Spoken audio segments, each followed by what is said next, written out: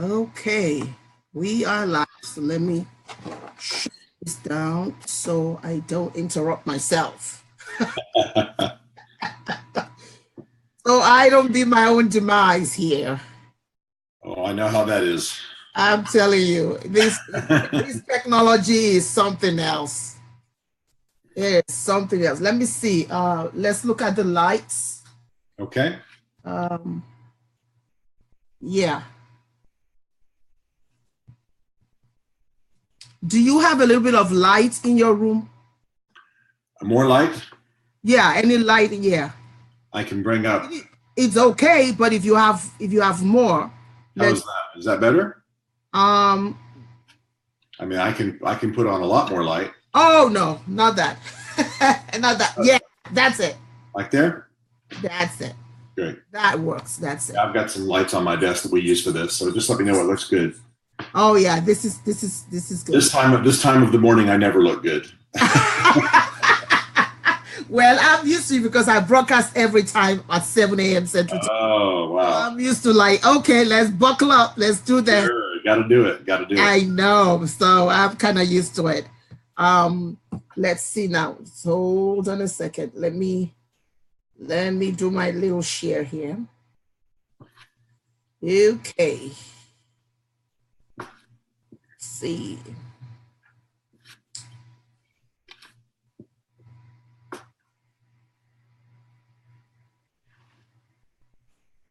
They have been moving it all over the social media for it's amazing. Oh my God, it's just pretty amazing. Welcome everybody. Welcome.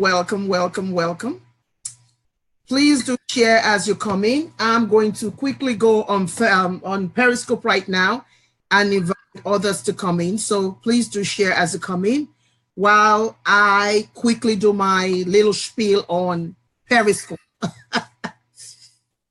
Welcome everybody. Thank you for joining.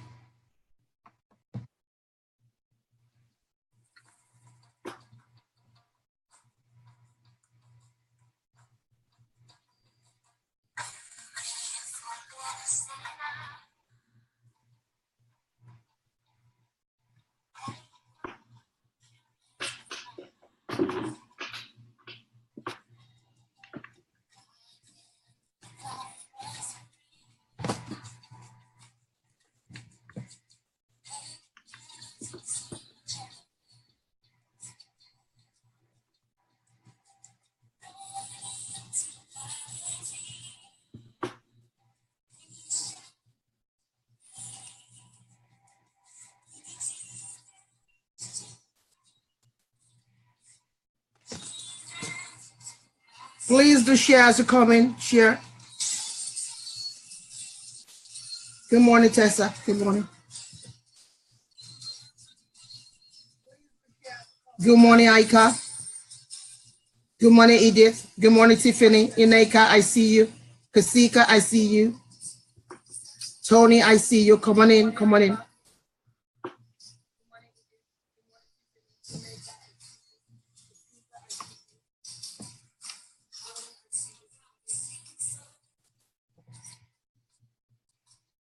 Edith, I see you. Krista, I see you. Tony, I see you.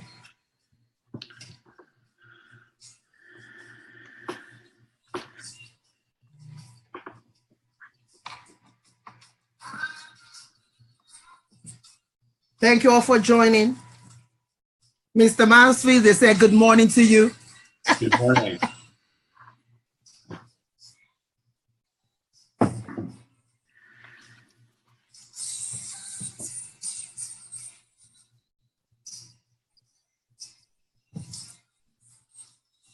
Good morning, everyone. Kasika, I see you. Aika, I see you. Cynthia, I see you.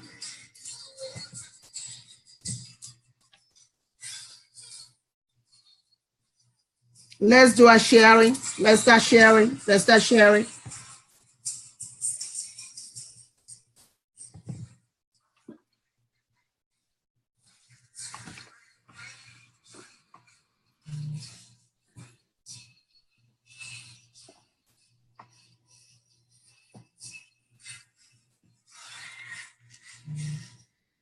I see you, Krista. I see you, Carla. I see you, Jennifer. I see you, Edith. I see you. Let's share. Let's start sharing. Come on, people. Let's go. Edith, I see you. Let's go. Let's move it.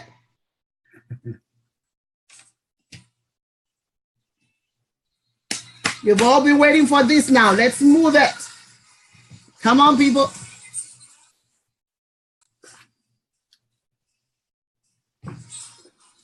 Oh, you're very excited. I'm glad you are.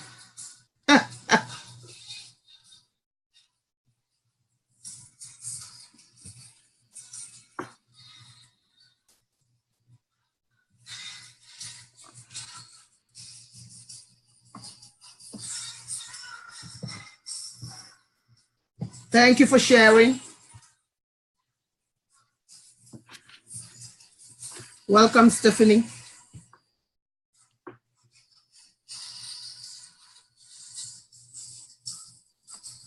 Thank you for sharing.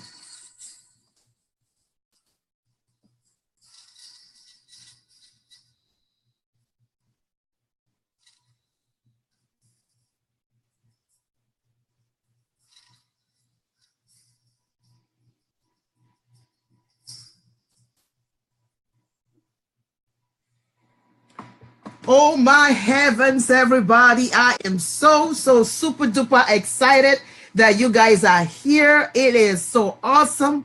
This is an awesome day. Let me tell you something before I start. You know how I roll here. I love my stories, right? You know me with my stories. That's what you know me for. I'm a storyteller. My name, for those who are new to this place, my name is Dr. Princess Fumi Hancock. Of course, many of you know that I am a princess because I'm a princess from the southwestern region of Nigeria, where my family has really ruled since the 1280s. And so people across the social media, you all know me as your life strategist, your vision midwife, your purpose pusher, because I really do help you to push your purpose, not only in writing or films, but of course, as a business, as a creative entrepreneur. And let me tell you something, today is an awesome day for me because I have in your presence right now. Now, I know he's very modest. He's very humble. He's probably going to laugh about what I'm about to say now. I really regard him as one of my life legends. Oh, wow. Let me sit on that. I want you all to sit on that for a minute. All right. Abby, I see you from London. I see you. Can you all please post where you're broadcasting from? Let us know where you're from. I know, Abby, you're from London. Let us know where you're from. I regard him. Do you all hear me? I regard him as a life legend. Mm-hmm. And many of you have heard so many for the last few weeks. We've been talking a lot about him. You guys have really helped to move him across social media. Let everybody know about today. And so because of that, we have a lot of people pouring in. And because you're pouring in, hey, Desiree, I see you. Let me start with this. For those who do not know me, I'm a best-selling author. I've written 20 books. I'm on my 21st book right now, 21st year in writing. Out of the 20, 9 have become a bestseller. 2 have been made into a movie. 1, my latest movie, which is whoa, you know, my first directorial debut is coming in this August, and that is Visionary Women's Tear Veil. I'm so excited about that. So having put that aside, let's put that aside. Australia, I see you. Florida, I see you. Arizona, we see you. You see us live. Atlanta, we see you. So thank you so much for being here this morning. I know this is early. And as Mr. Mansfield said, he said, well, this is an early thing for me, so I'm not really looking great. But how many of you know that? How many of you right now can say he looks dashing enough, right? Right? Yeah, his smile is beautiful. He's just great. The regal person that he is, he's just great and is always ready, right? And so thank you all so much for coming here again. Let me say a little bit about this wonderful man. Let me say a little bit. There is a reason why I started off with that music. That song was created for the children in Africa when he volunteered to really be the host of a gala that was done for the king when the king was here several years ago. That was my first encounter with him. And I have to tell you, oh, they said you look awesome. And I have to tell you, for those of you who are in my mastermind, I always say this to you guys. Humility is a huge thing. Humility is something that you do not buy. You can buy it. It's something that just exudes out of you. It's something that you intentionally do. And my first experience, South Korea is here, welcome. My first experience with him, he looked so humble. He acted so humble. He respected the king. It was just beautiful to see someone who is that established, right? And yet he's so down to earth. This is what God is wanting of us. And so when I began to think about the Storyteller Bistro and who are the people that I needed, hey, Dr. Ray, welcome. Who are the people that I needed to bring on to for interview on this special platform? I couldn't think about the best person to really, really bring to you guys. You guys have done your homework. You've done your research, because with the questions you all bombarded me with, it showed me that you did your homework. And so we're going to go as quickly as possible through some of these questions. It is my hope that maybe after this meeting, I'm going to kind of like sucker punch him into going back home and looking at some of these questions and maybe coming back with some answers so that we can continue on the dialogue, because you guys obviously want to hear a lot from him, right? A whole lot from him. So thank you all so much again. Let me say a little bit again about this wonderful man, my life legend, someone who I really regard as a mentor, because here's the thing, if I have a question and I reach out to him, guess what? He comes back and he answers me. There was a time I had some questions about ghostwriting and I didn't know where to go. I reached out to some people. It was just like, but I knew that he was somebody that has a heart to help people. So I just said, you know what? I'm going to shoot my email out to this wonderful man. And lo and behold, it came back with this wonderful responses that really radically changed the way that I look at my services right now. And so take your time to really listen. All right. Good morning, Annette. Take your time to listen to this wonderful man. I'm hoping that he has 1.5 hours to really help us out here. I'm hoping. This is what I'm hoping. So let's talk a little bit about Mr. Stephen Mansfield, because I'm going to have him talk a little bit about himself. He was born in Columbia, Georgia, right? He was a brat, right? You guys say brat, right? That is what you guys call it in United States of America, brats. Brat means something else, though, in Africa. But this is what you guys call it here, so I'm just going to flow with it, brat. And we're going to hear a little bit about that. His early travels and his formal education left him with an interest in religion and leadership. And of course, he wrote a first book called Never Give In, The Extraordinary Character of Winston Churchill, right? And that was released in 1995, right? And then since then, he's written, incredible amount of books. One of it is Faith of George W. Bush. He wrote Pope Benedict, is it 16, right? And then he also I think he wrote something on Faith of the American Soldier. And then we talked about Search for God and Guinness. And my God, it just goes on and on and on and on. So as we begin to talk to him this morning, we're going to, military brat. I got you guys. I got you. All right. Military brat. I got you guys. I got you. So we're going to go into asking questions right now. Oh, by the way, he also has a media training firm, right, based in Washington, D.C. Now, I have to ask you, let's start with this funny thing, because I know you've been in Washington, D.C. for a while now, but yet you still say Nashville. What's up with that? Well, my wife and I live in both cities half the year, so that's what we do.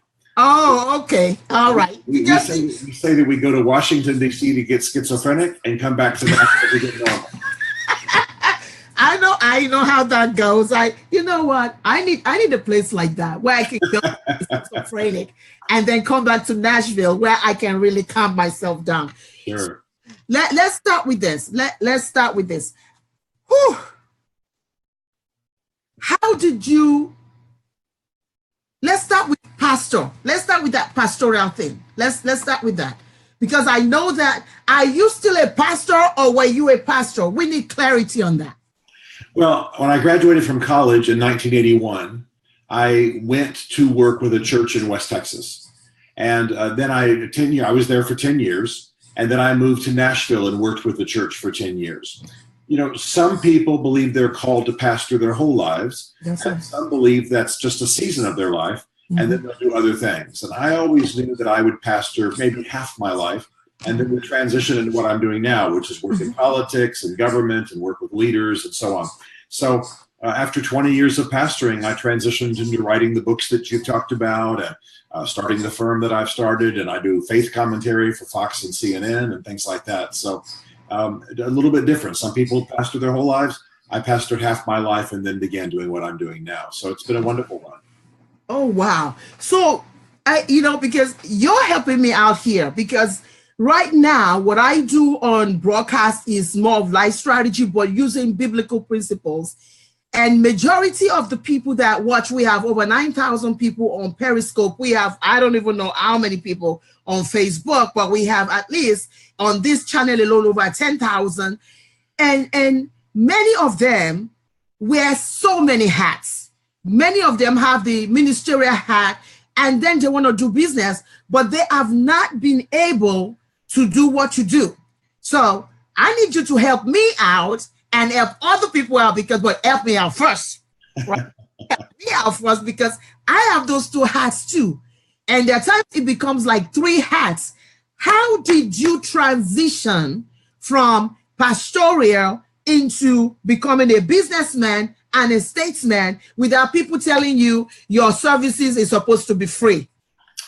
Well, it's a great question. I think one of the keys of living and leadership is to know the seasons of your life. Can you say that again? Say that again. One of the arts of living and the arts of leadership is to know the seasons of your life. And by the grace of God, every season that you are in is preparing you for the next season. So I always knew that my pastoral leadership was impacting lives, and I was grateful for that. But I also knew that I was developing skills and abilities that would allow me to do other things that I wanted to do. Still as a Christian, still as a man who wanted to do good in the world, but not in the pastorate, not in the church eventually. So when the time came for that transition, I was aware of the gifts, the skills that I had been, developing and strengthening through all the 20 years of pastoring. And then I began to write, and I began to appear on TV, and by God's grace, I had some success. I had some New York Times bestselling books, and all of that repositioned me. So, many people feel trapped in any one season of their life, the pastorate or business or whatever it is. But always in the economy of God, what you're doing in the one season is preparing you for the next season. You just have to have confidence that when you get there, you'll be ready. So, I certainly came to the point where no longer was I a pastor doing things for free, so to speak. But instead, I could charge for my services, and I was in a different culture, and it went very well by God's grace. So you said something that's very significant here. You said it transitioned you. So which means that were you still a pastor where you started writing? What was there a time where everything overlapped before you now completely moved? Talk to us about that. Well, in my case, I was able to transition out of the pastorate and then go directly into what I was doing next, because I had already been a writer while I was pastoring. I had already had some books do very well. I already traveled and spoke.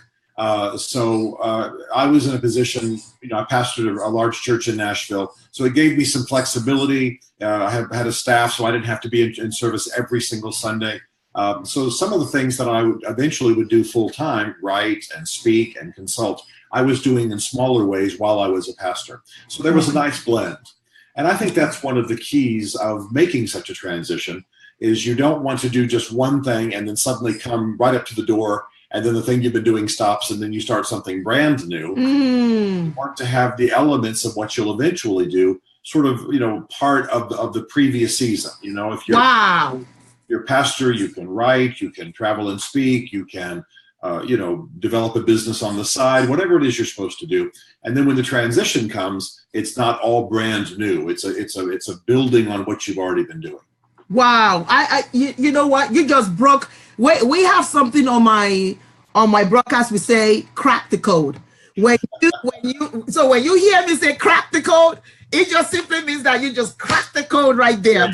Great. Yeah, because here's the thing. Many people think that they have to wait and then just cut something, boom, and then transition. And because of that, we are experiencing a lot of hardship, a lot of problems. So talk to us again about that.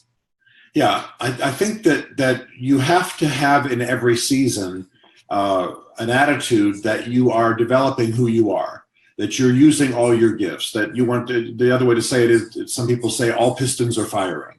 So, for example, Dr. Hancock, if you are a speaker and you are a consultant and you are a writer and you are a creative with film and poetry and other things, well, then there ought to be some of each of those things in every season. So yes. The season you're in right now might be, I don't know, mainly business or mainly broadcast. But the other parts of who you are meant to be active too, even if it's only, let's say, 5%, or 10%. You can't really use percentages, but you know what I mean. So when I was pastoring a church in Nashville, I was also writing books. I wrote 5 books during that time. I would travel and speak. I would always want to take care of the church, but occasionally I would go speak somewhere. I worked internationally. I worked in politics just a little bit. And so there were, to the tune of 5 or 10%, a part of my life where my other gifts were being developed. Then when the change comes, when the transition happens, it's not as though you completely leave everything you've been doing and completely step into something new. See, that kind of thinking is what scares people. It's what keeps them from making the transitions they ought to make.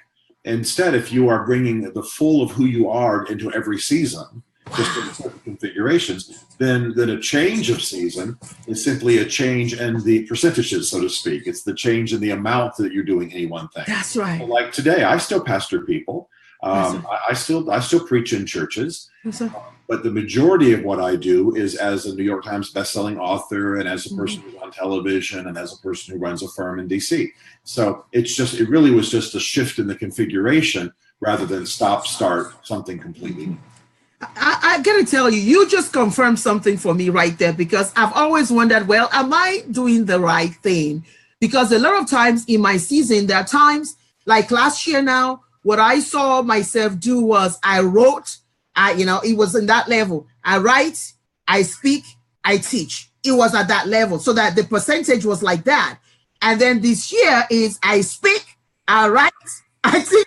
And I've always wondered if that was, because I've always told my students that, you know what, you are a whole package, but you cannot be 100% at everything at the same season. Otherwise, I don't know what, it's going to be a mess. But there has to be a part of you, and you just confirmed it right now, that there has to, for every season, number one, notice the season that you're in. You got to observe and know the season you're in.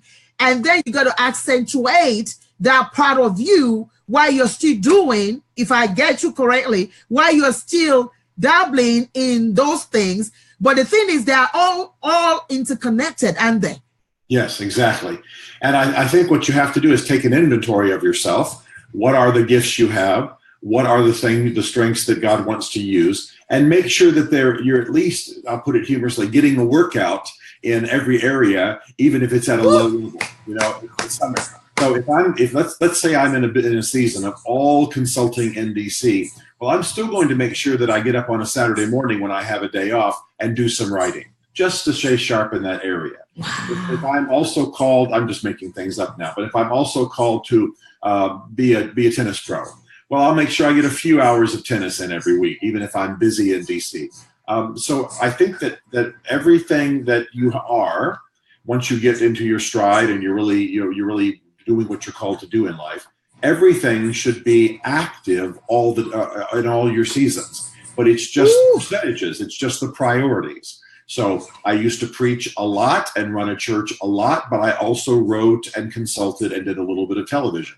Now I do a lot of writing and television and speaking, and I don't run a church as much. And so it's a matter of the percentages. And when we're trusting God as you and I do, and we believe that He unfolds our lives, then our job is to, as the Bible says, steward the grace that's been given to us. I've been given grace for certain roles. So I want to make sure that I am using all of my muscles, so to speak, creatively and professionally, even though not, as you've just said, many people get themselves in trouble because they think they have to be 100% in everything they're doing. That's right. You're going to have burnout and stress and failure if you do that. So for those who are, they are not pastoring a church per se, they are in ministry right now. And at the same time, they have like a 9-to-5 job, and they have those two things occupying their life, and they also want to segue into business. Please talk to us. How can we be successful? Because I see this a lot with a lot of people that come to my show and a lot of people that we talk behind the scenes. Many people are having a hard time segueing from their job, J-O-B, while they're also dabbling into ministry. At the same time, they want to start a business. Talk to us. Yeah, that's always a tough thing, but it can be done. And the issue is time management. For some people, they need to talk to their boss on their job and cut down their hours a little bit, just to free up enough time to begin to put time into their business. Can you say that again? I want you to say that again. It always comes down to time management. And so there are some people who have their job and they're working it because they want to make money. But what they have to do is go to their boss and say, look, can I just trim my hours back just a little bit so I have some time to invest in some other things that I'm doing? I'll work hard. I'll do a good job, but let me adjust my hours a bit. Or for some people, it might be hours of the day. Can I come in early in the morning and work from 6 to 2 in the day and then have the afternoon free? But we have to respect our bodies. We have to respect rest. We have to respect the priority of our families. But many people can make adjustments within their time. It's a battle of time. The other thing, too, is that we all know that when you're in ministry, in the pastorate, that ministry will take up as many hours as you have. Yes. Yes. You can get up in the morning and say, come ministry, and fall asleep dead at 2 a.m. the next day, and the whole day will have been ministry. So you have to have a strong sense of God's leading. What's your priority? What are you meant to do? I pastored a church of thousands here in Nashville. If I was the one making the hospital runs and running the youth ministry and doing the and figuring out the budget, I would be dead. So I had to say, these 2 or 3 things are what I do, and I'll have other people do the other things. And that tamed the time and allowed me to write books. So you have to honor your gift, so to speak. And you have to find the time to develop the things you're supposed to be doing. Because one of my friends says it this way. He says, we are not to be dominated by need or opportunity. We're led by the voice of the Lord. Now that sounds very mystical, but need and opportunity, if we give ourselves fully to them, will kill us.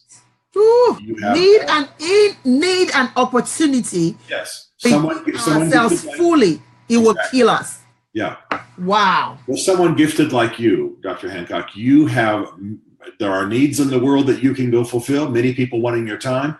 There are lots of opportunities for you. If you just give yourself to need and opportunity, then you will be, as we say in the States, a mile wide and an inch deep. You'll be crack the code. Crack the code. Yeah. You'll hear it.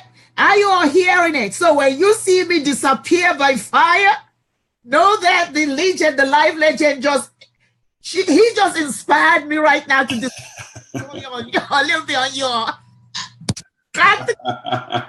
Say that again. I love it. Oh my God. And I should say too that the people who are often in the most trouble are the people who are the most compassionate. Now, this sounds terrible, but if you care about people, we all care about people. We want to help them. That's why you and I do what we do. We want to help people.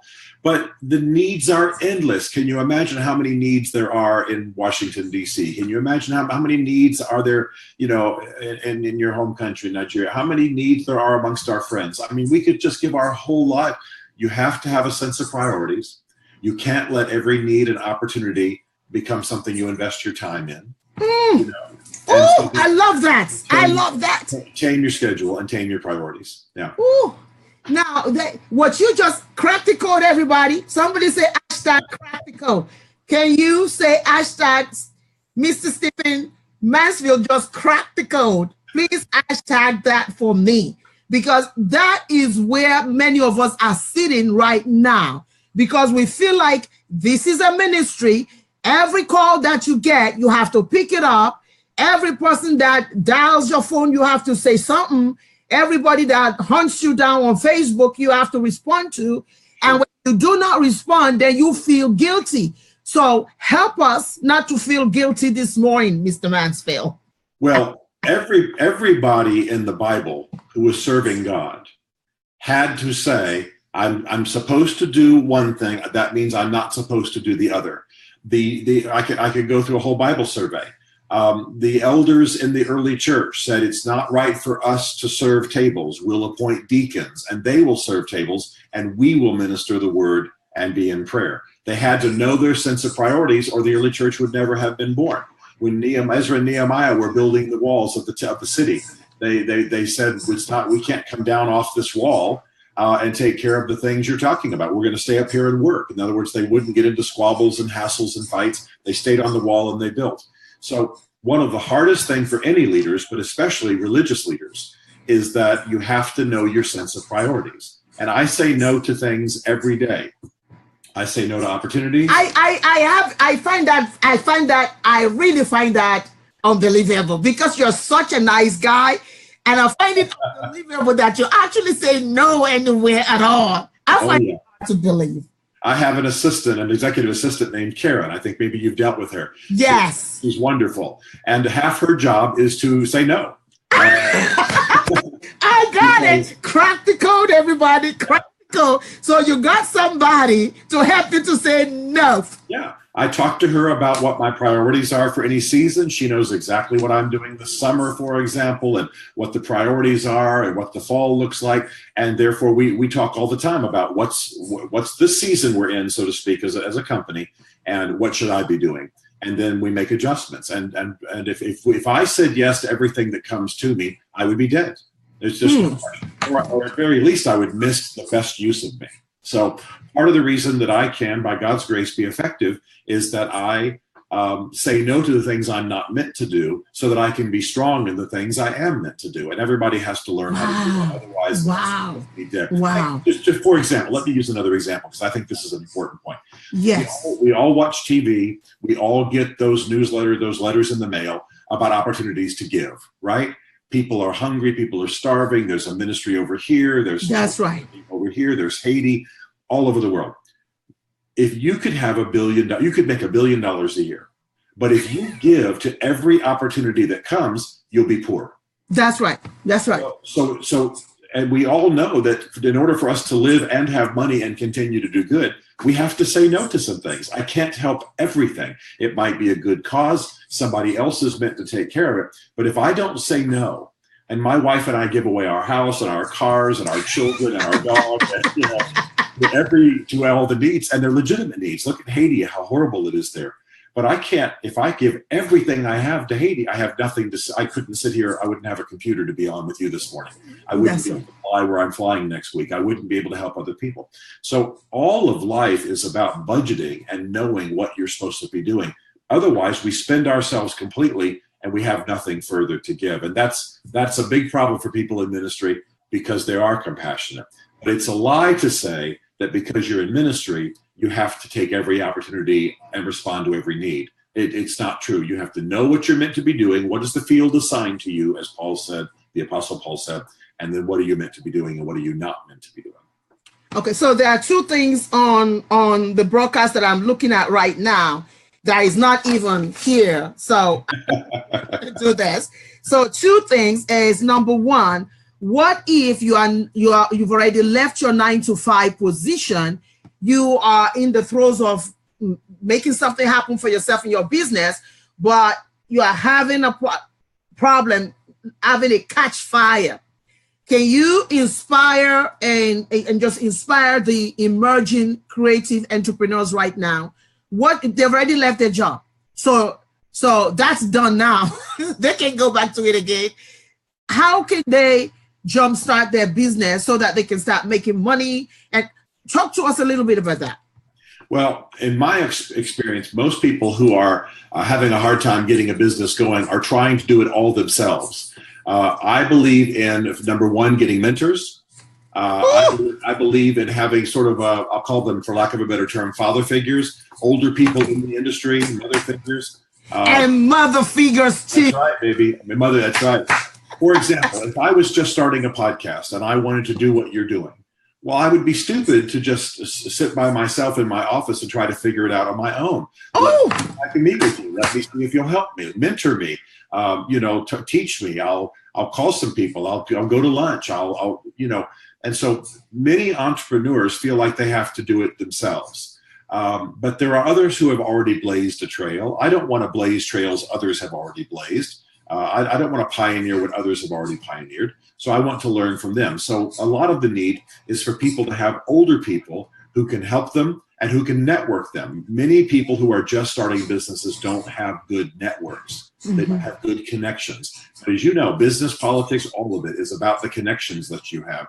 And that's why you need some of these older mentors. See, I'm glad that you really talked about that, because that is one of the things I often tell people on this broadcast, that, you can't just say, okay, I want to be the best broadcaster and not even seek mentoring. I remember there was a time myself and Yolanda called you in Nashville and we went to this hotel. Yes. Because we were trying to figure out what in the world we were doing, number one. We found ourselves, Yolanda found herself going this way. I found myself going this way. And we're trying to make it happen. But when we met with you and you finally say, it's okay. It is okay, because everybody's season is different. Perhaps the season to do things together is coming to an end, but it is okay. Yes. And that was such a freedom for both of us. And now she's off doing her own thing. I'm off doing my own thing.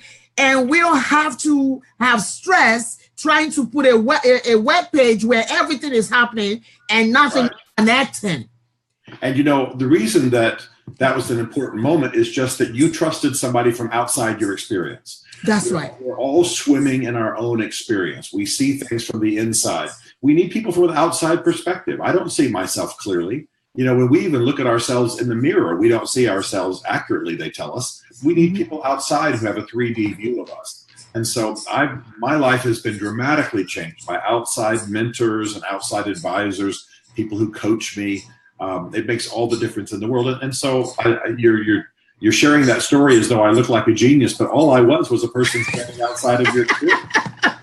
Now, it is good for you to even say that people who coach you, because sometimes I have people on, that I've met that think that, okay, because they start a business now, so they don't need a coach anymore. Or because there's some, they're writing now, they don't need a coach anymore. They can just go over Amazon, put all these things together, and they're trying to make something. They might be successful a little, but they could even be more successful with the impact of a coach or a mentor or somebody who knows, at least have an idea what they're trying to ignite in their lives. Well, and I want to say too that when we use the word coach, a lot of people listening to us think that perhaps we mean somebody who's coaching us for our whole lives, Exactly. Like following Jesus or following, somebody.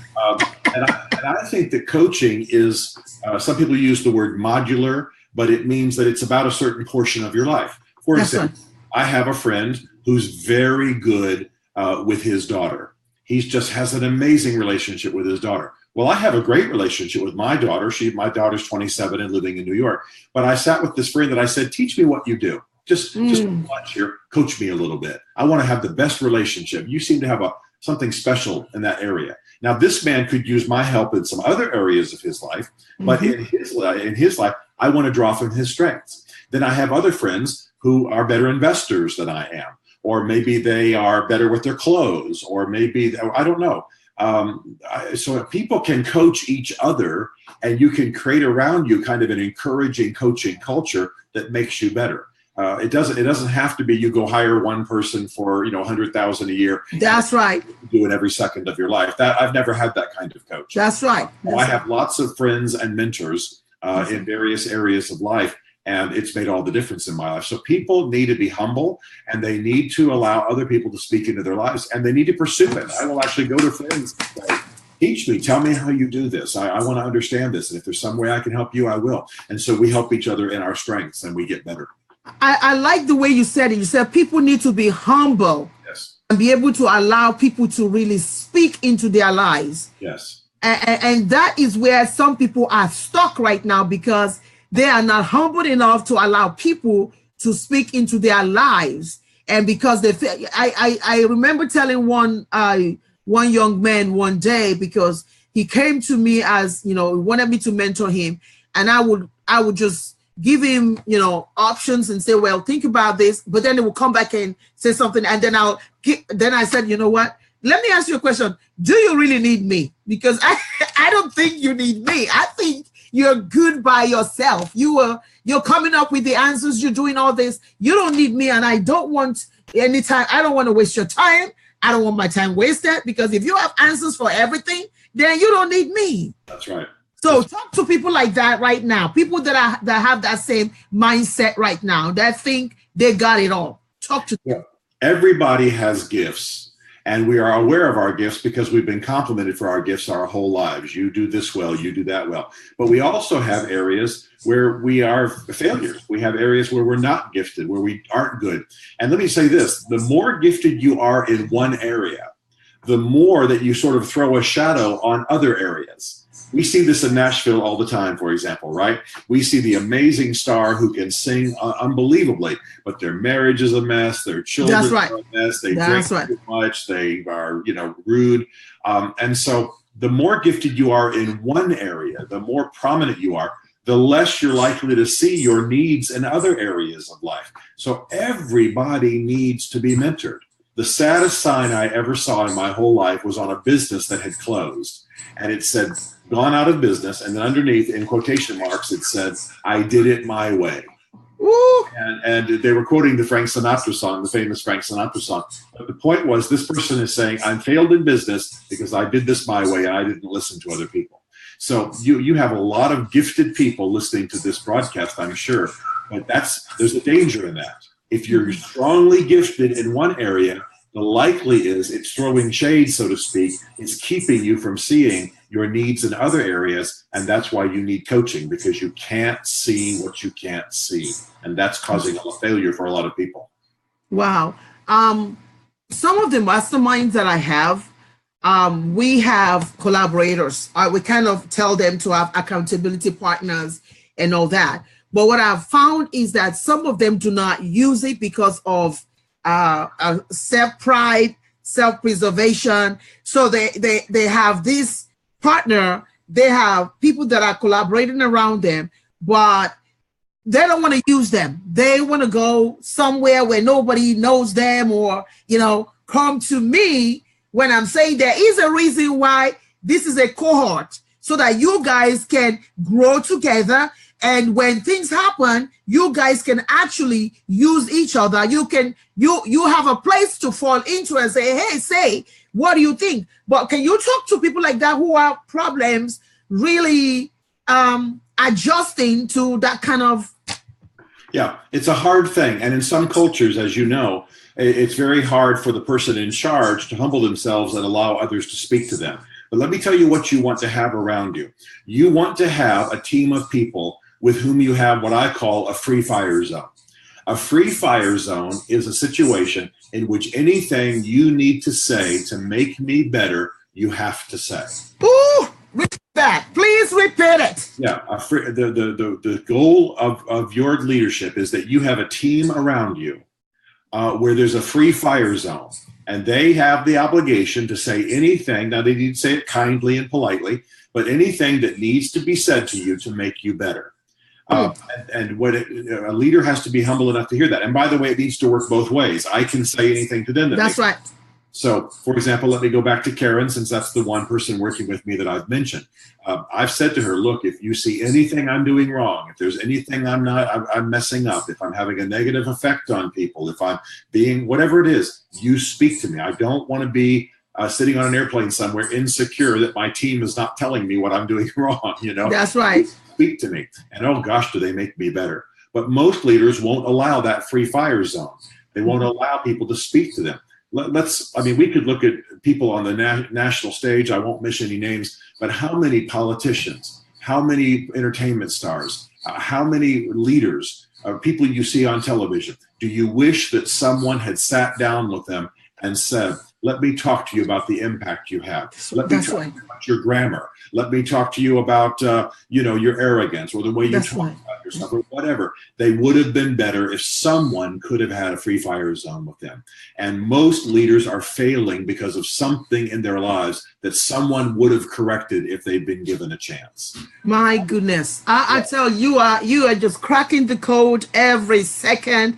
I'm telling you right now, right, people? Yeah, he's cracking the code, all right. You're just cracking incredible amount of code right here. One of the things I always told people on my broadcast, I said, you know what? I would rather be a guinea pig in the hands of the Heavenly Father than be thrown out there where nobody cares, tell me anything. And I have virtual assistants that every day I ask them when we meet is like, did I do something that you think requires correction? And now initially they were like, because they come from the culture where it's like, they can do it. But after being with me for a while and me constantly saying, did I do something? Now they used to say, hey, you know what, Dr. Hancock, I don't think we should do it that way. Let's try this. Let's try that. And so part of leadership too, the character trait of a leadership is to be able to listen to and be able to just understand that you don't even know it all. Even as a leader, you do not know it. As a servant leader, you don't know it all. That's right. In the ancient Greek games, when a person was running the marathon, they had another person who was allowed to run alongside of them. And that person was someone who knew the course, knew what was ahead, knew where the holes in the road were, knew where the crowd was or the trees would get in the way. And they were called, it was a Greek word for it, but if they were one called alongside to help. And so that's what the Greek word means. And so all of us need that. None of us have the wisdom or the foresight to run our own race without help from others. And I can't tell you how practical this has gotten for me. I was in my 40s when a man said, Stephen, I always feel like I bore you. I know you're a compassionate man, but I feel like I'm boring you. And you know what? It came down to some practical things I do. For example, when I'm thinking deeply, I tend to look away from people and kind of look off and think. Well, that can make people think that I'm not paying attention to them anymore. Wow. Actually, I'm thinking about them very intensely. So it wasn't like I needed to have some big, dramatic psychological intervention or surgery or something. I just needed to change some practical habits. But if he had never said it, I would never have known, because the last thing I want is for people to feel bored when I'm talking to them. That's not great leadership. But it all became a matter of body language and where my eyes were fixed and practical things that made a huge difference in how I was impacting people. But someone had to risk hurting my feelings to help me be a better leader. And if you're not allowing that process in your life, you're just not going to be the best you can be. Well, I'm going to segue quickly into speaking. But before we do that, thank you guys for throwing that book out there, Miracle of the Curse. Thank you for throwing that out there. I want to segue into public speaking. But before we do that, one person on here asked a question about, okay, what if you can afford to have somebody in between you and say your notes? But let me say this. You know, before I could get a VA, I was saying no by myself. So you're going to have to just grow some, I don't know what you're going to do, but I'm going to have him respond to that.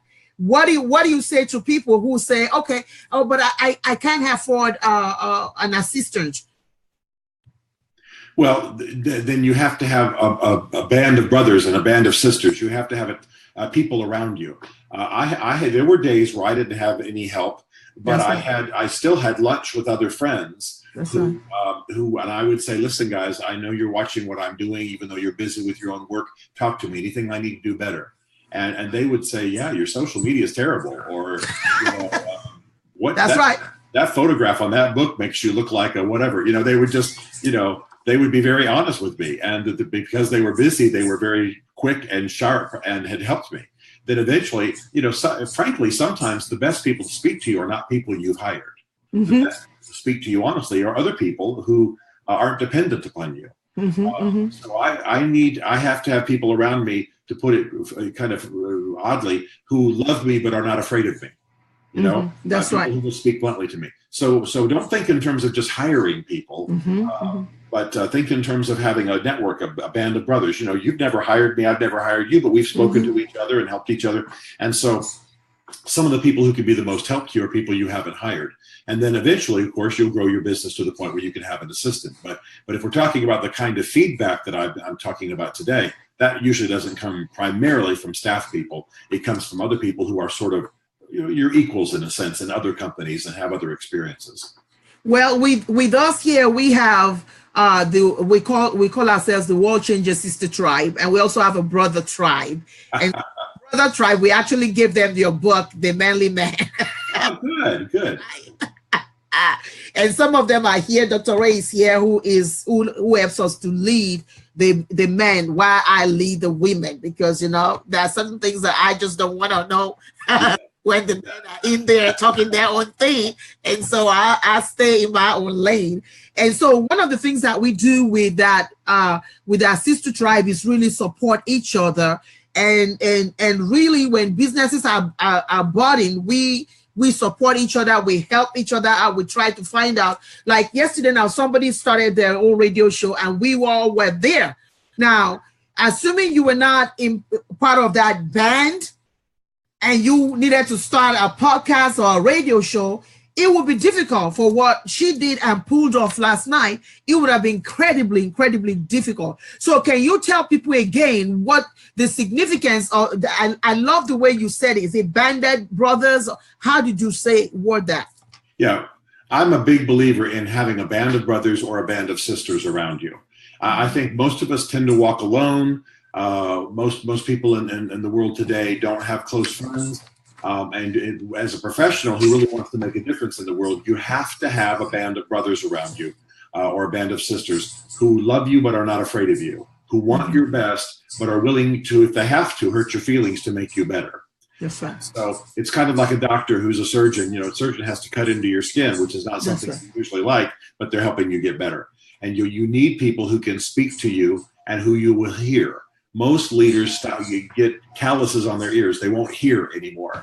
They've got to have people around them who they trust to speak to them. For me, the main people who speak to me are people outside of my company, outside of my employ, who are professionals themselves, and they have different kinds of gifts. So they'll speak to me about the things that I need to improve and make better.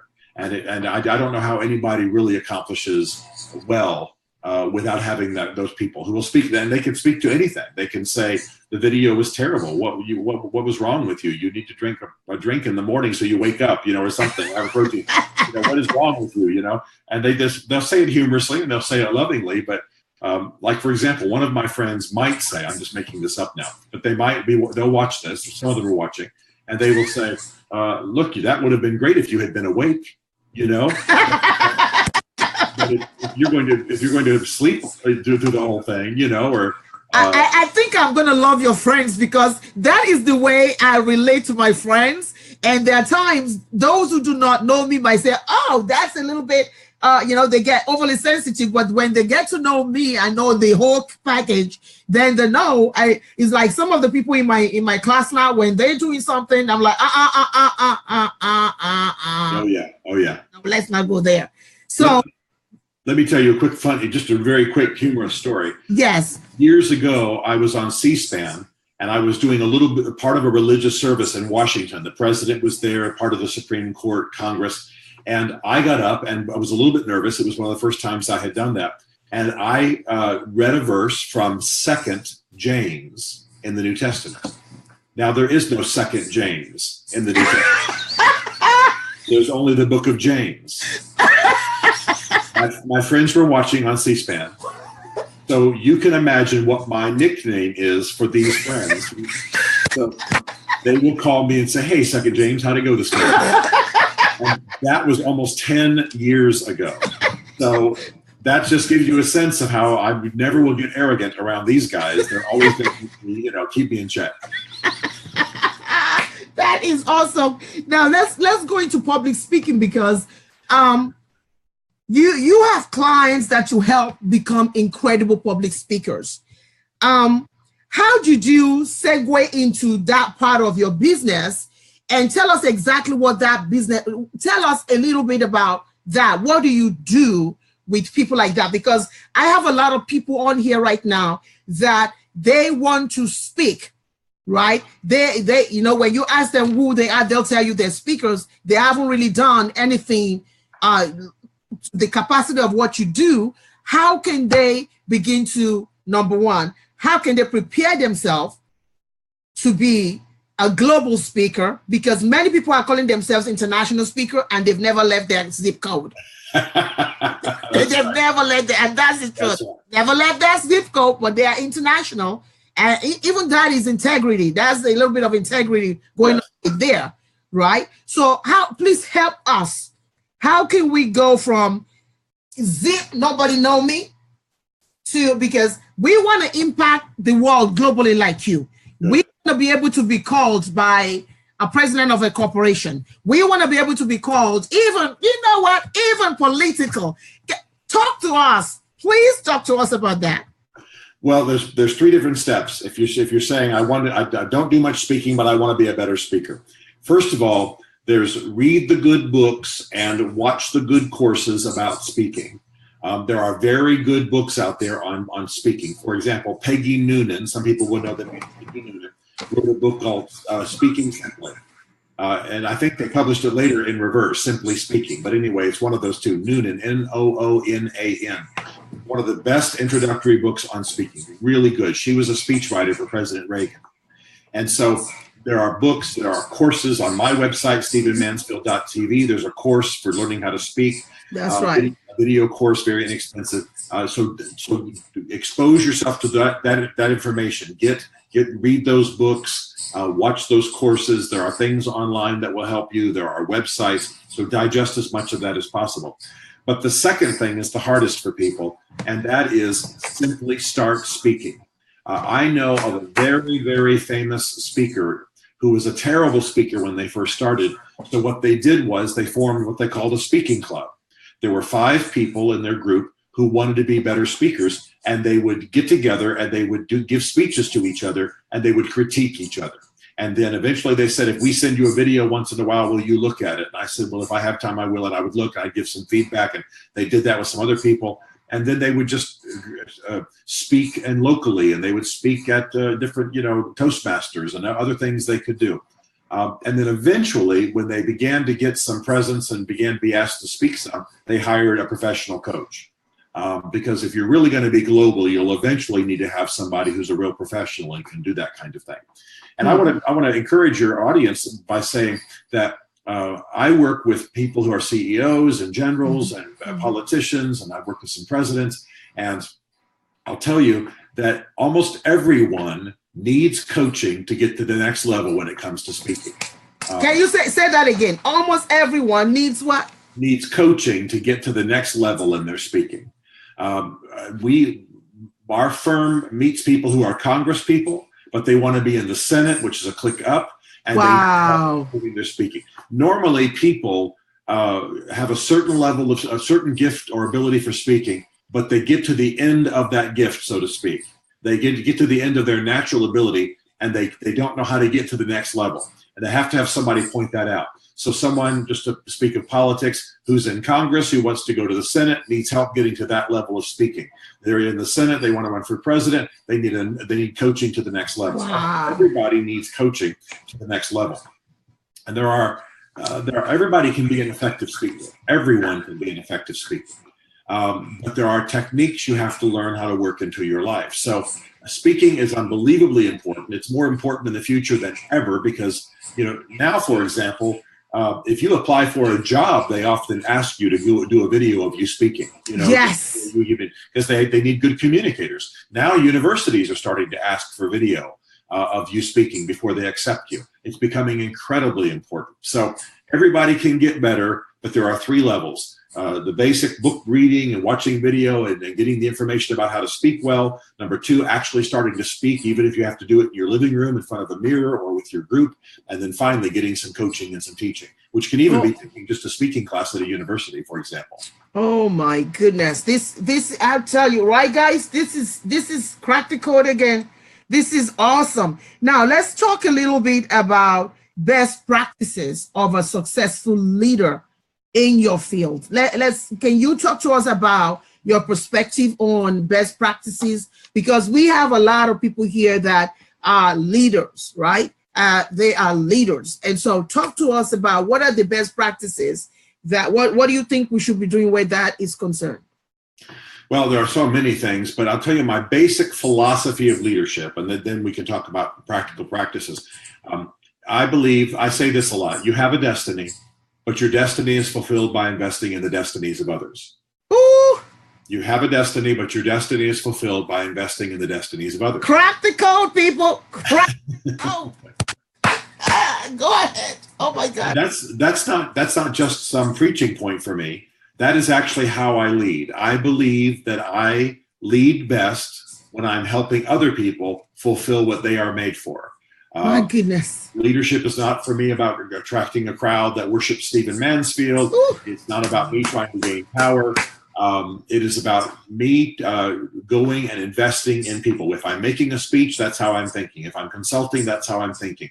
If I'm advising a politician, that's how I'm thinking. Even when I write a book, I think, what can I tell people that will help lift them to the next level of impact and understanding? So I think that this is a Christian view, quite frankly, but I also think that it's the best in leadership practices. Most leaders are about accumulating for themselves. I don't mean necessarily, but accumulating power, followers, etc. But the best of leadership is that I think in terms of those I lead as people I'm investing in so they can step up to a new level. And if I'm thinking that way, if I'm thinking about empowerment, well then, so that with that philosophy, everything changes. I don't think primarily in terms of, how can I redecorate my office? But I think, how can I take Sam, for example, and help him be better at what he does? Inspire him, number 1. Help make sure he's trained, number 2. Make sure he has a vision for his role, number 3. Make sure he feels part of a team, number 4. I could go on and on and on. So once you have that fundamental belief that your job as a leader is about investing in the destinies of others, then the practical skills become about those individuals or those teams that you're leading. Oh my God. See, this is such revelation right there. Right, guys? This is such revelation right there. Let's talk some more about, you did something about identifying the 10 common conditions that give rise to a leadership crash. Yes. Now, I like that. A leadership crash. Can you talk to us about that and also about the safety net? Talk to us about that. My firm for many years got a reputation for helping with some of the big major leadership crashes that happened in the United States. Politicians, CEOs, some rock stars.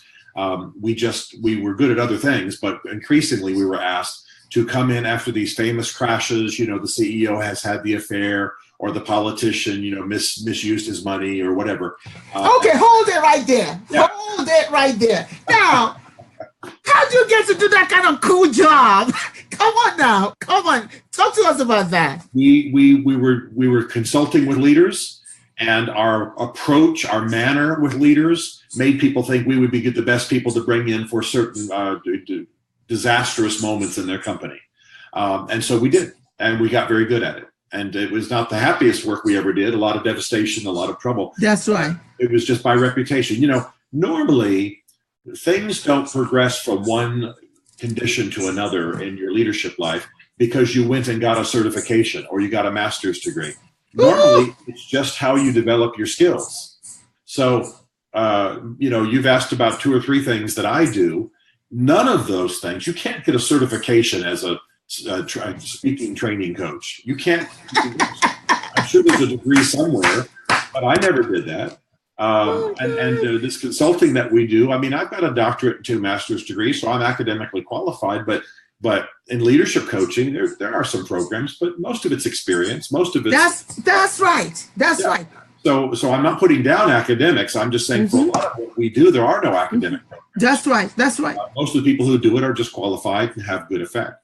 So after we had done this leadership crisis, these leadership crashes on the consulting, I began to realize that I didn't want to be cleaning up after the crash. I wanted to teach people what the signposts of the crashes were. In other words, in advance, what does it look like when somebody's heading for disaster? What does it look like when a company's already in trouble? And if I could teach that, I could prevent the crashes. So I spend a lot of time giving this talk, 10 Signs of a Leadership Crash, all over the world, and helping corporations and companies and different groups understand, here's what a leadership crash looks like. And it has 2, mainly it's about the soul of the leader. Because what we found was that leadership crashes tend to happen because of quiet things that are eating away inside the leader that no one around them catches. They're like termites. You know, the termites do more damage in America than big dramatic storms that get the news attention. But they just work quietly beneath the surface and nobody knows they're there. So that's usually what causes it. For example, let me just give you one example. There are 10 of them. We won't go through all of them, but one of them, here's one. One of the things that comes up every single time that we are doing what we call the postmortem on a leadership crash, we're checking on what caused it afterwards, is that there was an issue of bitterness in the heart of the leader. The soul has a memory like an elephant. It remembers things forever. So, for example, when President Richard Nixon was going through the worst days of Watergate, he would get on the floor and cry and beat the floor. And you know what he was talking about? He was talking about how people treated his poor family back when he was a little boy.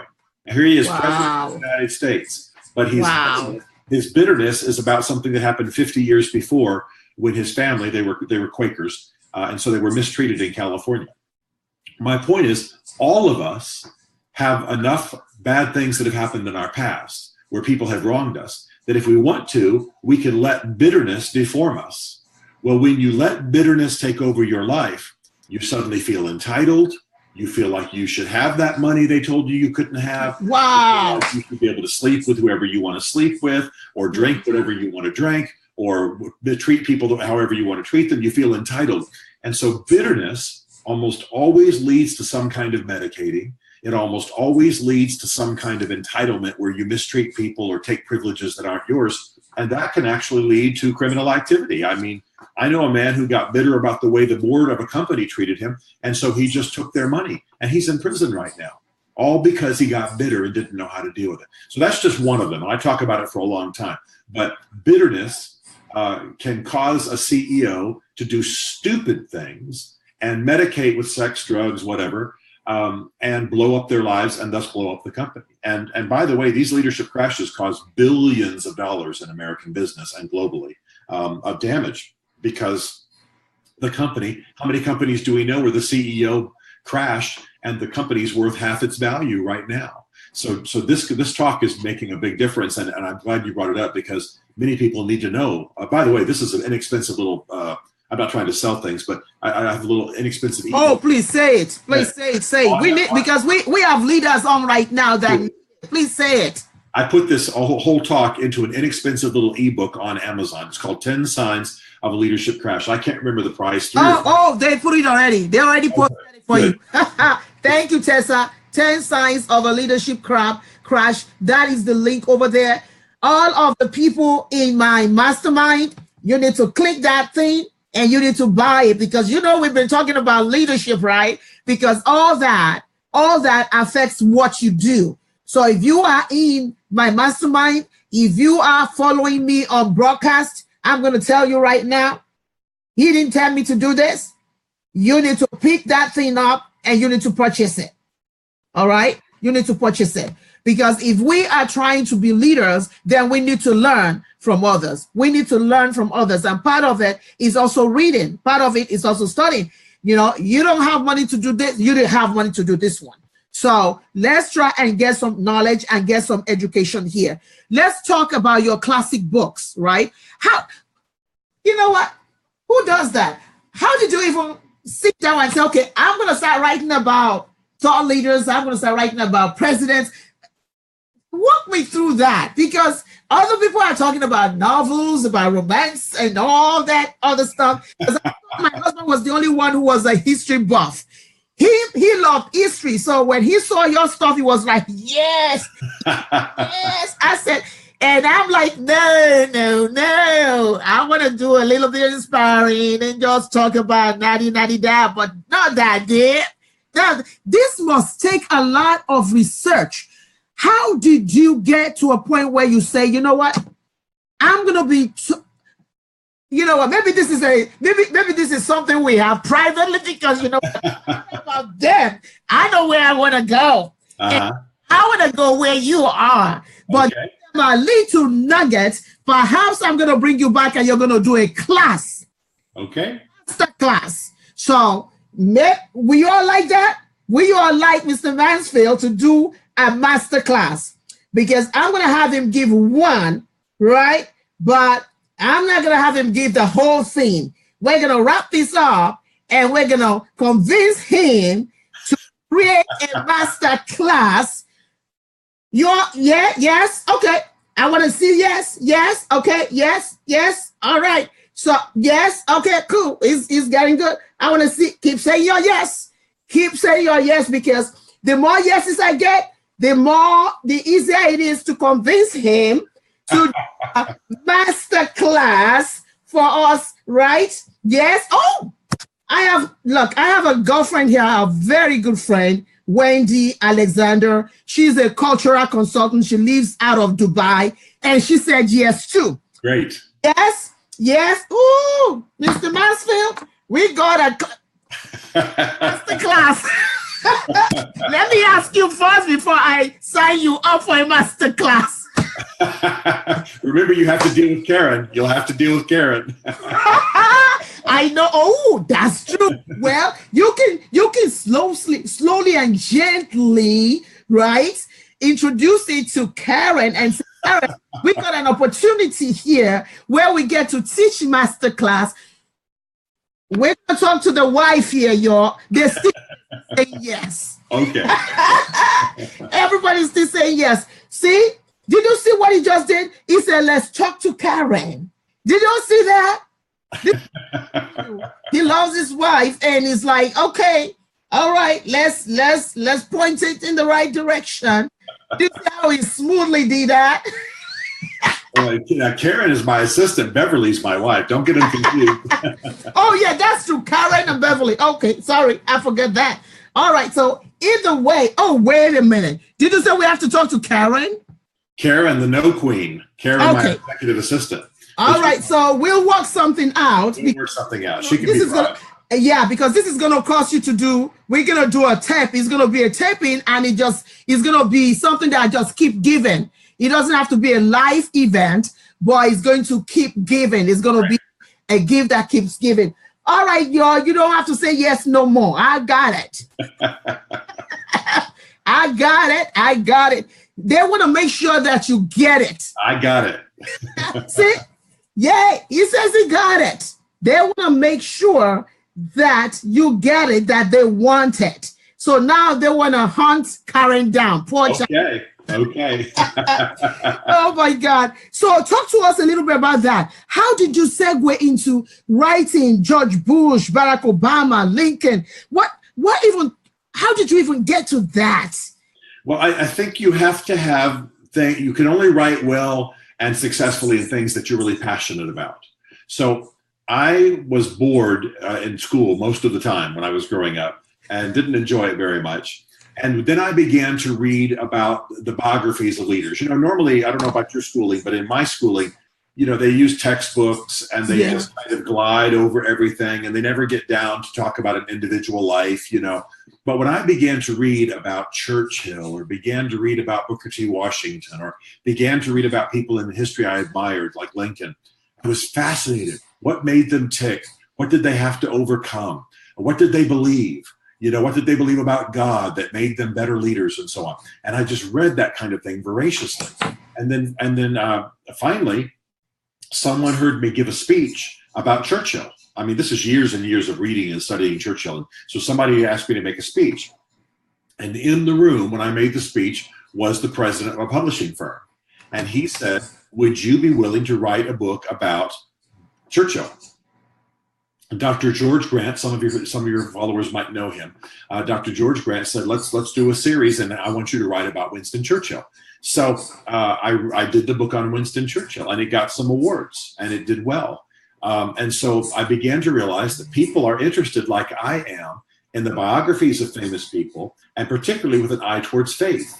So I had written a bunch of those when finally we came up to the 2003 presidential election, and George W. Bush was running for office. Well, George W. Bush was interesting because whatever you think of him as a president, he wasn't very articulate. He didn't speak very well. They would ask him about his faith, and he would answer some other question. So I remember. Yeah. So this publisher asked me, would you be willing to write a book about George W. Bush's faith? So, okay, hold on to that thought. So the first one that you wrote pointed you to the second, because we want to understand this. We want to crack the code on too. But remember now, don't crack it too much, because there's a masterclass coming. Yes. Yeah, just crack it enough, just enough ignition. How did you, okay, take me as your mentee. And what I want to do is, I'm already a writer. Yes. But I'm going to be able to go to Africa and write for thought leaders and write for presidents, people like that in Africa as a whole. How do I get myself, position myself in such a way that do I just take one of them, like the president of Liberia, and crack the code on her and write something? Walk me through it. Well, you have to think about what your message is. What is it that you are passionate to write about and could write about for the rest of your life? And how can you package it so that it is popularly interesting and achieves a market, has an impact in the market? So my real interests are Christianity and leadership. My real interest is not George W. Bush. He's a friend, but I mean, that's not my real interest. Mm-hmm. By writing a book on the faith of George W. Bush, I get to talk to people about faith and leadership, which is what I'm really all about. Oh, got it. It's a matter of packaging. And most people, when they write, there are two principles here. First of all, write what you're passionate about and what you're good at, but write it in a way that it's popularly interesting. For example, if I had written a book called Faith and Leadership, that book would not have sold well. Wow! Oh, you just cracked it. Oh, this is a master class code that just Mr. Mansfield. Oh my God! You just see right there. Wow! Yeah. So I've written the faith of George W. Bush, the faith of Barack Obama. I've written about Lincoln and other people. Why did I do that? I do care about them, but my main point is not for you to become an expert on Lincoln, but for you to hear lessons of leadership and religion and faith and leadership. Oh my God. You just ignited something right there. So it's not, because many of us out there, we're looking at Amazon, people are writing on leadership, people are writing on, Christian living, people are writing on that. Yes. But what you want to do is look at examples that exemplify what your message is. Yes. Wow. For example, and sometimes you have to do it real creatively. For example, years and years ago, there was a book about investing and about how to build wealth. But it wasn't called How to Build Wealth. If it had been called How to Build Wealth, nobody would have bought it, because there are millions of books like that. His book was called Who Moved My Cheese? That's right. That's a good one. Or another book like it was called The Millionaire Next Door. Yes. So you see they're being creative about how they present their truth. And most people will just do what I've described earlier. Like if they want to write, in my case, about faith and leadership, they'll write a book titled Faith and Leadership, Lessons for Being a Better Leader. Well, that's boring. Wow. Oh my God. Practical. What did I do? I wrote The Faith of George W. Bush. My God. During the presidential election, when he was unable to explain what he believed himself. And the book was a New York Times bestseller. So my point is, sometimes there's an extra step in there between what you want to say and the way people are going to receive it. You have to think through a strategy of how to package it. Wow. You know, people, I'm going to tell you right now, this particular broadcast, I'm going to leave it on for a few, maybe an hour or whatever, and I'm going to pull this baby down because we're going to add it to what he's about to do for you all. Oh, my heavens. That's what they say. They say they got it. This is a moment. Because I'm telling you right now, what you just said is millions of dollars right there. I'm telling you right now, it's millions because people do not get it. And because of that, Amazon and all this is packed with so many like terms, like things, and nothing really standing out to you. And everybody is struggling for that little buck. But what you just told us now is really literally going to take us out of that pool and bump us up, place where people can see us. That's the key right there. That's the key. It really is about how to be, the people talk about we live in a noisy world. Well, how can you make your subject interesting to people who have heard subjects like it over and over and over and over and over? For example, if you title a book, My Masterclass, nobody's going to read it. Yeah, that's right. Except your sister and your mother, maybe. You know what I'm saying? That's right. But if you figure out some creative way to say how the cat ate the mouse, or something interesting, Who Eats My Cheese, Millionaire Next Door. I mean, there are other ways. Like somebody wrote a book called Jumping the Shark. Well, that's right. Nobody knew what that meant until they said that book. And then people got interested. Well, how interesting. And the metaphor became part of the message. And then they sold millions of books because they thought of a creative way to package their message. So anyway, that's my main lesson there. And that's been the key for my life. For example, I have a little ebook out because I do a lot of work with men. It's just called Building Your Band of Brothers. That's it, Building Your Band of Brothers. Well, it wasn't like I could have titled it, how men need to be connected or, what's wrong with men. No man's going to pick up that book. They're tired of being chastised. But when I say Building Your Band of Brothers, and I've got a little picture of swords kind of intertwined like this. Yes. Well, it's moving a lot, and I've printed it very cheaply, inexpensively, so people can buy them by the hundreds for their churches or their organizations. You see, the strategy is almost as important as the message. I'm not saying the content's not important, but the strategy of how to actually get people to buy it, get it in their hands, have a title that pops with the public. That's the key. How did you become because we're wrapping up now. I know you all are coming up with questions, but all those questions are going to be left for masterclass. You see how I'm pumping him for masterclass and getting him ready for you all. So now I have to convince Karen to just move aside. Karen, I love you, dear sister. You've been a great help. Now can you move aside so that Mr. Mansfield can do what he needs to do. So there's just questions coming. There's just questions. And this is good because when you have people that are curious like this, people that really want to learn, then it shows us that there's a need for what you're doing. And that is a good thing. So now we're down to because we're supposed to end at 8:30. We're down, winding down. Let's go to this. How did you become a New York bestseller? How did you even get on the list? You see me now? It's like, okay, I think I need a coaching experience with you. After this, breathing and out, I gotta set up a time with you and sit with you and say, you know what? This is again, do what we did before. This is what I do now. How do I bump it up? So how do you get to a point, because you have a lot of what do you call it? A lot of writers here right now that are just clunking their books and putting it in Amazon. Some of them are catching a little bit, one or two here. Some are not catching nothing. How do you get to be on the list? Well, it's very difficult to get a New York Times bestseller. You have to. It actually is a formula. That's right. Don't share the formula. Just I won't. Don't share it. It has to do with the way books sell worldwide. That's and right. so I'm going to tell you honestly, I don't think people should strive to have New York Times bestsellers. That's right. That sounds terrible, but that's a unique thing. The wind has to be blowing in the right direction. The sun has to be at the right angle. You know what I'm saying? The right color on the right day. That's right. It's very and the people on deck too. A group of people on deck. Yes, exactly. But most people, what they need to be focusing on is writing for their platform, writing for the people they impact. Writing for their platform. Say that again. For their people should write for their platform. The people they have write to expand their platform and to reach the people they have influence over, rather than striving to be a New York Times bestselling author.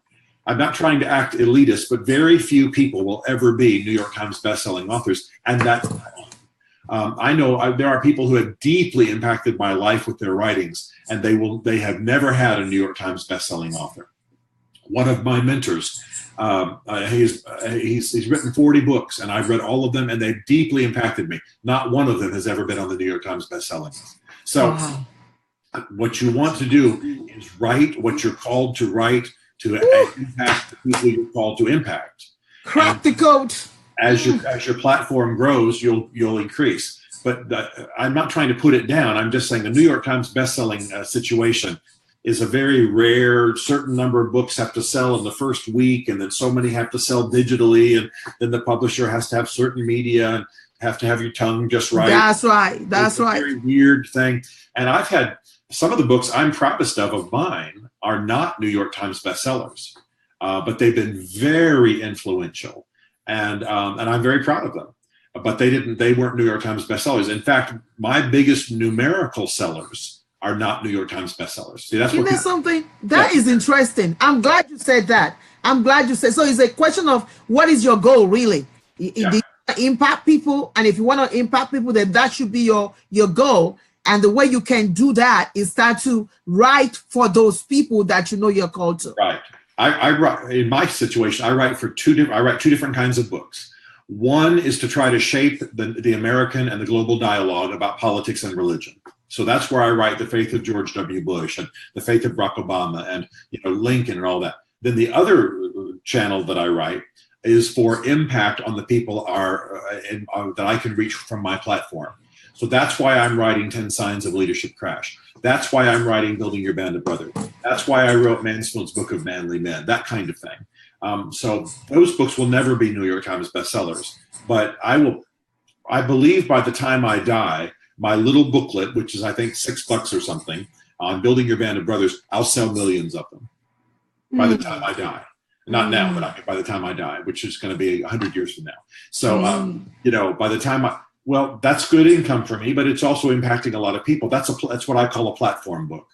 So most people need to focus on the platform and expanding their platform and reaching the people they can impact, and not try to have the glitzy New York Times bestseller, because that's only going to happen for less than 1% of the people who write books. Wow. Very, very few people. And I need to tell you, this sounds terrible, but I just want people not to have stars in their eyes. It doesn't really mean that much. Can you say that again? It doesn't mean that much. Being a New York Times bestselling author, it's a title you can wear, but I have books that have made me more money and have more impact on people's lives that have never been New York Times bestsellers. So I've done 25 books. 4 of them have been New York Times bestsellers. Majority of my books have not, and I'm proud of every one of them. And some of them are really changing lives. I'm so grateful. They will never darken the door of the New York Times bestseller list. And I don't even care. That's not why I wrote them. Mainly, we sell them online and at our events. They're not going through bookstores for the most part. But those books are having the biggest impact. So it's a difference between positioning, public attention, Fox, CNN, MSNBC, and so on the one hand, and on the other hand, actually putting books into the hands of people at conferences and so on that are changing lives. 2 different directions. And most people focus on the one direction. Did you say that they would never see the inside of a bookstore or something? Did you say something about Yeah, what? yeah. My book, Building Your Band of Brothers, we published it ourselves. It's available digitally online, but mainly we either sell hundreds of books in bulk to churches and organizations, or Wow. I sell them at my events. But you can't go to a bookstore in America and find it because we didn't do a distribution deal. We're doing it directly. Did y'all hear that? Did y'all hear that? That, oh my God, that is, oh wow. Yeah. That's revelation right there, y'all. That is revelation. Now, as we wrap up, I want us to quickly, I want you to really talk to us about healing church hurt. And then I also know that you are very passionate about Kurds, race, heritage. Talk to us, just wrap us up in that order. Well, I wrote a book years ago on getting over your church hurt because my friend George Barna did a survey, and he found out that the people in the world that we talk about as being a non-churched, people who are unchurched, in America, 40% of the people we call unchurched are actually embittered people who are bitter, who are ex-church. They're people who have been to church, but they've been hurt and they've left bitter. And so if we're going to try to reach the unchurched, we have to talk to them about getting over their church hurt and getting over their offense. And so I wrote a book called about church hurt, and it's helped a lot of people get better. There's an example, by the way, of a book that will never be on the New York Times bestseller list, but it's helped thousands of people get over their hurts. And to get back in church and get reconnected to God and stop being damaged by their bitterness. So there's an example of the good you can do. And does it make me money? Sure. But mainly that book, it will not make me a lot of money, but I'm excited about the impact it has. I also write books like the book on the Kurds. And that book is a labor of love. I have a great love for the Kurdish people. I've worked in Kurdistan, Iraqi Kurdistan. In Nashville, as you probably know, has the largest concentration of Kurds in the United States. Yes. I love the Kurdish people. I love their culture. I love their heritage. And they are in a real trouble right now. They're battling ISIS. The Kurds are the largest people group in the world without their own homeland. So 35 million of them, and they don't have their own homeland. So I'm an advocate for them. I've testified before Congress, and I'm not an official lobbyist, but I talk to everybody on the Hill that I have relationships with, trying to get them to help the Kurds and fund the Kurds. And I think Kurdistan is going to be the world's next new nation. So I'm trying to help bring that about. And so you see, there's a situation where I have a passion, and then I twist the arm of a publisher and I get them to let me write about the Kurds. And that's where that book came from. And then I also was asked to do a TED Talk, and did a TED Talk on the Kurds as well. So that I can use my platform to help an important cause in the world. And that's what you want. Grow your platform, and then you'll have a chance to use it. It took years and years and years to get the platform that I have now. But when I wanted to help the Kurds, I could turn my attention to the Kurds and help them. And that's very meaningful. That's what you're really going for. Wow. Whew. I'm trying to look here and make sure that I got them going. Okay. All right, people. So as we wrap up, thank you. Let me just say this. I want to really, really thank you so much for taking this time with us. I know an hour and a half, you're probably going to go take some water and quickly rest like, okay, whew, this is over now. But it's not really over, is it? So I want to thank you so much for even being a part of us here, for listening to what we have to say, for us answering questions. They say it's been a great informative one for them. They're looking forward to the masterclass. So we're going to talk behind this about how to get you to do the masterclass on Storyteller Bistro, because this is what they want. And one thing I've learned is when people want something, just give them what they want. Yes. And not try to tell them what they want, but you give them what they want. And if this is what they want, then I think we certainly need to really, really look at this. They said, awesome interview. Thank you for joining us and blessing us with your wisdom. Dr. Ray says, thank you for this. Dr. Lindy Sanders. I got a lot of doctors in the house this morning. Good. They said, thank you. Wendy from Dubai said, great information. Thank you. Andrea said, love you, Desiree. I just want to tell you a little bit. Thank you so much. I want to show you a little bit of love here. And so Christine Holmes Mason said, thank you. Ramona, does Dr. Stephen have more than one platform? Do you have more than one platform? Oh, if we're speaking of platform, meaning, the positioning that I have positioning both in DC and as a minister, as a pastor. Okay. That's probably what I would say. But so maybe I have two platforms, so to speak. But a platform is not a physical thing. It's it's just the respect that you have from a certain band of people whom you can influence. So yeah, I probably have a number of platforms. So Crystal said, wonderful interview. Debbie says many, many thanks. Mercedes says many thanks. Patricia says so humble and great speaker he is. Linda D. Lee says great interview. Thank you for doing this. Florida says excellent, impactful. Desiree say thank you so much. Look, I can't even go scroll down. That's okay. There's Andrea says so blessed by this interview. It's truly an honor. Tony Parker from Australia. She says this is brilliant. This has been a brilliant experience for us. Patricia from South Korea said this. Lachelle Drake says excellent, and it goes on and on and on. Wonderful. Can you give us one, just one, as we wrap it up, give us one wisdom nugget, something that just blow their minds out, and then we just say goodbye. The most important thing, if you're wanting to make a change in your life and increase your trajectory, your rise in the world, is tame your schedule. Tame the schedule. Free up time to dream, to think, to pray, to rest. Most people are running too fast, responding to need and opportunity. They're drained, and they aren't having time to get strategic. A lot of what we've been talking about today is me having the ability to be strategic about what I'm doing next.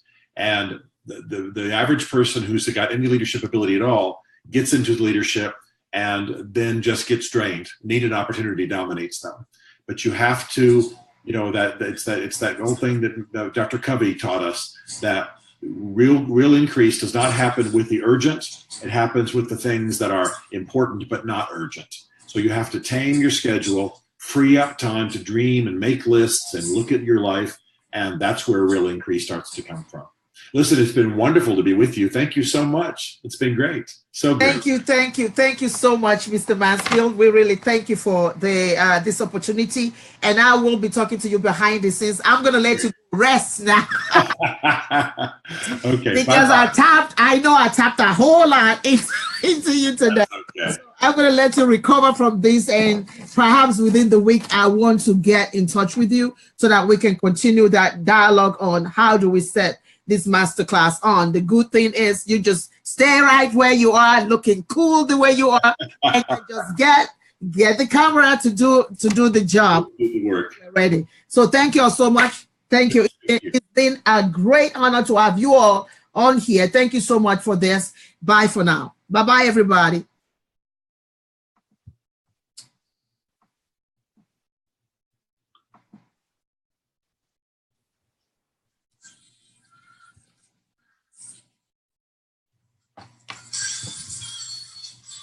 Hello, everybody.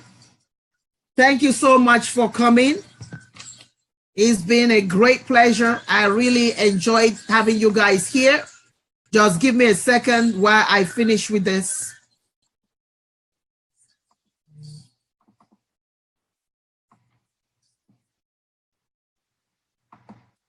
Thank you all so much for coming. Do you have any questions? I want to do something right now, and what I want to do right now is I want to ask some questions for those who are left behind. Right here, I want you to begin to throw out to me the things, the kind of questions that you want him to talk about. I want you to begin to throw here. I'm just going to give you like 2 to 3 more minutes. Thank you so much. 2 to 3 more minutes. Thank you, Annette. And just throw in there, what are the kind of questions you would want him to do for masterclass? Now that we have him, right, I can grab him now to do a masterclass for us. He has finally said yes.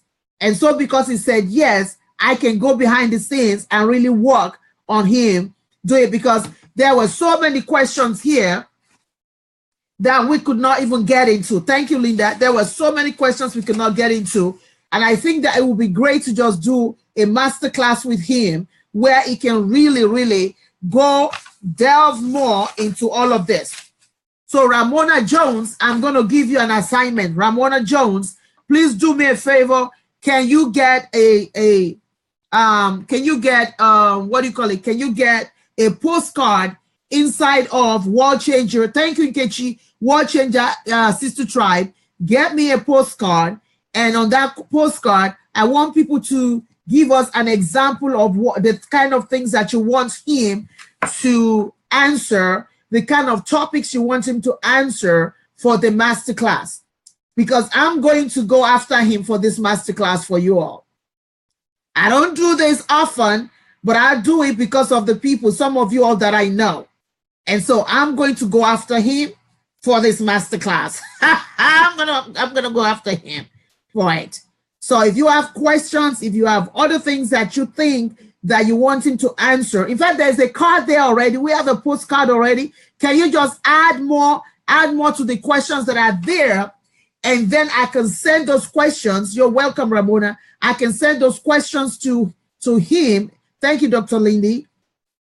And then we'll look at how he's going to create that masterclass for us. Thank you, Patricia. Thank you, Patricia. Thank you, Andrea. Yes. Well, we need more. We need more of this. Now that you guys have listened to him now, right? How to strategize to connect to your audience and build your platform. Okay. All right, Ramona. Ramona, do me a favor because you are in charge. Good morning, Florence. Please make sure you come back and watch the replay of this. You are in charge, Ramona Jones. Can you add that to the postcard that we have already? Add that to the postcard. Hey, Latoya, add it to the postcard. Any questions that you have that is remaining, because there's so much we could get from this guy. I'm telling you, there is so much that he could actually help us with. And so it's important, right? There's so much that he could help us with. And so I'm asking you guys, oh, thank you, Dr. Ray. Thank you. You're still there. Awesome. So I'm asking you guys, whatever questions that you have, Dr. Ray, I want you to represent the men. Dr. Ray, I need you to represent the men, right? Think about questions from the men's angle that we can add to this masterclass. Yes, Ramona Jones, that's fine. How do you effectively build your audience? I think one person have answered that already. Ramona Jones, what you might want to do is whatever questions that is on this thread, can you pull them out and add them to the postcard that we have already? All right, add them to the postcard we have already. When you guys come back here and watch this, for those who are watching the replay here, thank you so much for watching the replay. This has been an epic, incredible moment. And you guys, I'm telling you right now, just spending 1.5 hours with him, you know what I'm talking about. This is the real deal. He's not, it's somebody. This is what we have to do. When you're trying to be a leader, you need to be humble. And this is what I teach you all, to be humble in anything that you do. Because humility, yes, Florence, watch the replay. Humility is what we need, is what's going to get us to the next level. Like you call it level, I call it dimension. Many of us at times when we get a little bit of a light, we lose our mind, we lose our thought. But you've seen what I'm talking about now, that humility is just an incredible character trait of a leader, right? Humility is what brought him in front of George Bush. Humility is what brought him in front of all these people that he has written for. He cracked so many codes today that is just incredible that my eyes was like, did he just crack those codes? Did he crack those codes for us? Because even for me right now, there's a book that I'm writing right now, yeah, because I regard him, he's my mentor, all right? He's my mentor. So I'm going to go back to him with the title of my book right now, the book that I'm about to release, right? And I'm going to say to him, what do you think? Does it follow the pattern of the things that you've been talking to us about, right? Tips on his marketing strategy. Well, I know the tip. I can tell you this much. I know few of the tips of his marketing strategy, and his wife is a big part of it. Explain platform book strategy that is different from his other in-store process. Yes, Linda, you need to know that.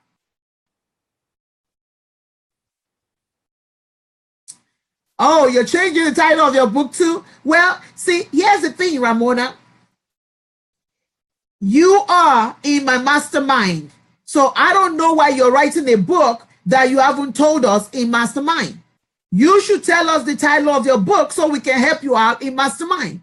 You just heard what he said about surrounding yourself, about being in a group. Ramona Phillips, you are a part of the mastermind. So you bring that title on and let's hear it.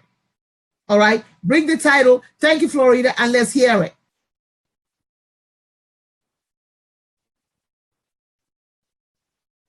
Well, see, here's the thing, Patricia.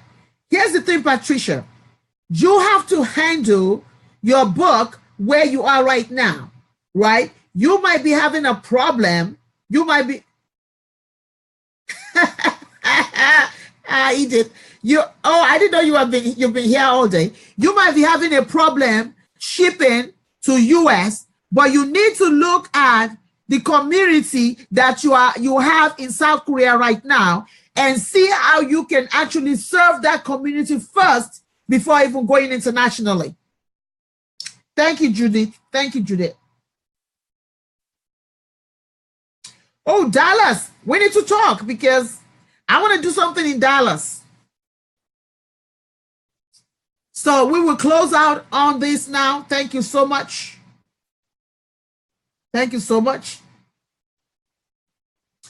All right, Linda. All right. If you are a mastermind, bring your titles. It don't make sense, right? You guys, it doesn't matter. You can rewrite Ramona Phillips. You might have written it a year ago. If you're trying to republish it, then bring it to Mastermind. You guys need to start using your accountability partners more.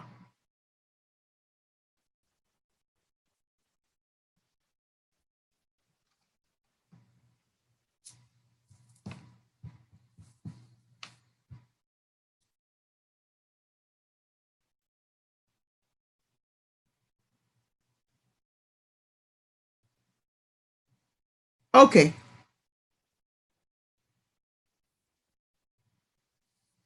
All right, Ramona.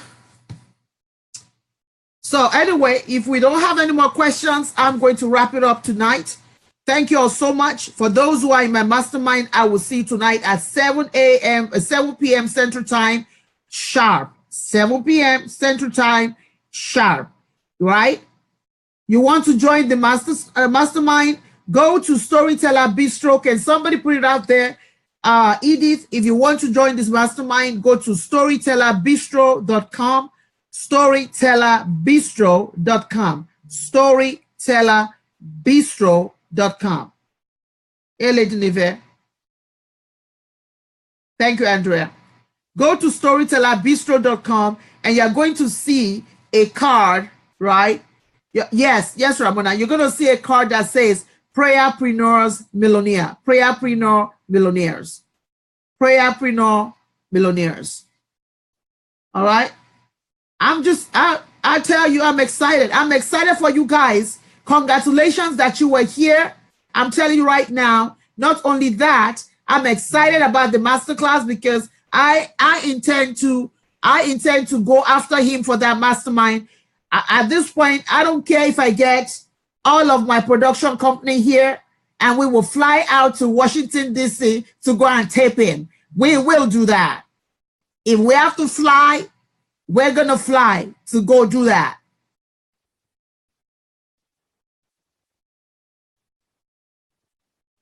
All right, so get ready. There's a masterclass coming your way. We are going to fly. You think I'm kidding, Patty Pat? I'm not kidding.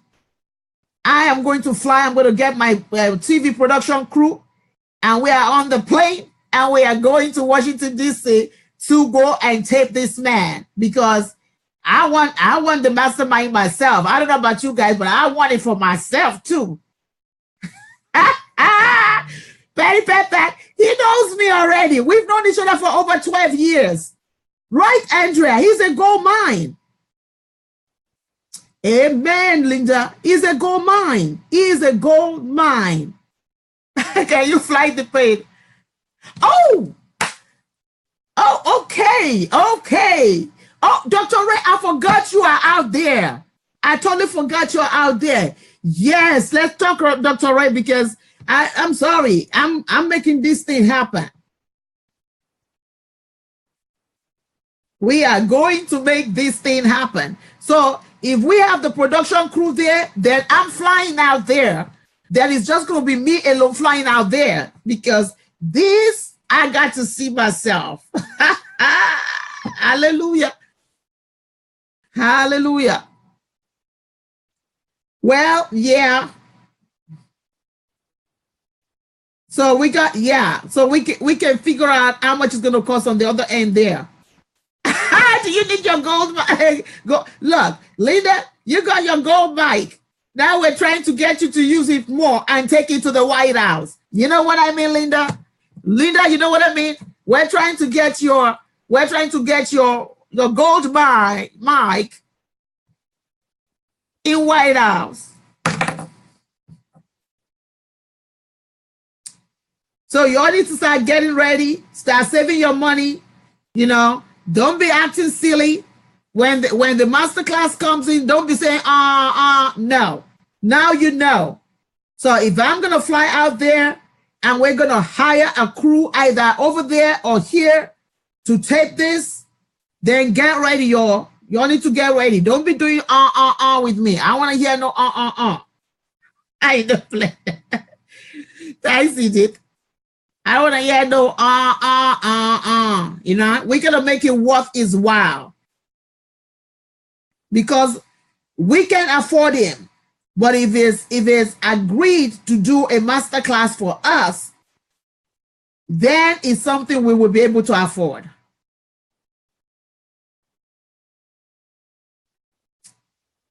Dreammaker, Andrea, Dreammaker. He, through the masterclass, can potentially be all of your dream makers. Are you hearing me? Save your money now, Linda. That's right. Through him and through the masterclass, he can actually be a dream maker. You see that?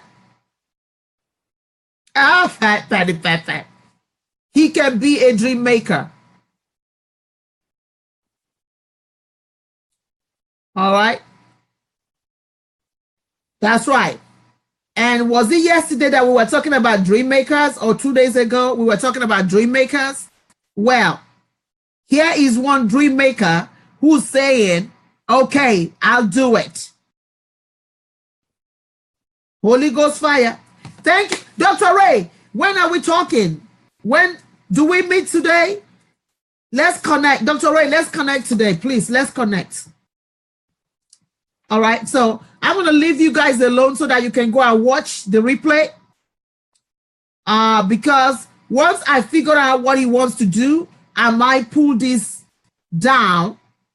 And if I pull this down, then we're going to package it and make it kind of like a bonus for those who do the masterclass. All right, Dr. Ray, let's talk, please. Let's talk. Right, Linda? Yesterday, we were talking about how many people might not be able to afford his services, right? But look at what God did. Look at what God did. And so now, indirectly, we can get to tap into that brain of his. And if you guys do it well, perhaps we can have a part 1, part 2, part 3 of the classes.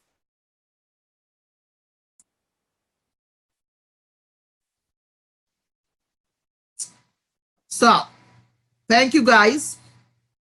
Love you all.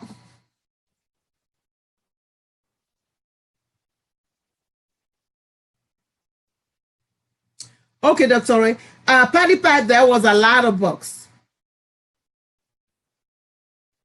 Yes, yes, Ramona Jones. And the good news is with him, Lovineka, because of the relationship that I forged with him, I can get to kind of ask him some questions that you want, and he will answer them, right? Bye, my dear Abby. I can get to ask him questions and he will answer them because of the relationship. Oh, leadership. I will, Patty Pat, I'll give you the link. I'll give you the link. Those who are in my group, you all need to go and get that book because I'm about to go get mine too. Good night, Edith. Love you, Ramat. Yeah. Ramona. So we all need to get that leadership book so it can help us.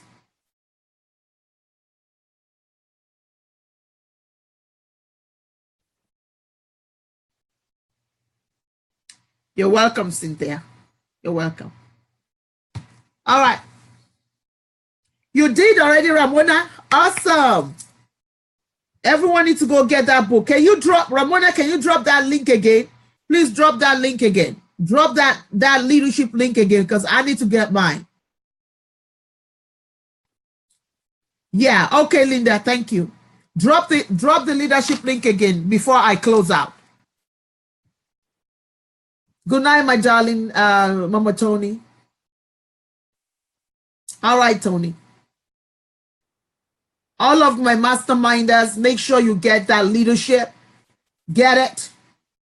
Between that book and your vision torch, if you have not gotten your vision torch out to re-engineer your life purpose, I want you guys to get it. Can somebody put my link out there? I want you to get this book too.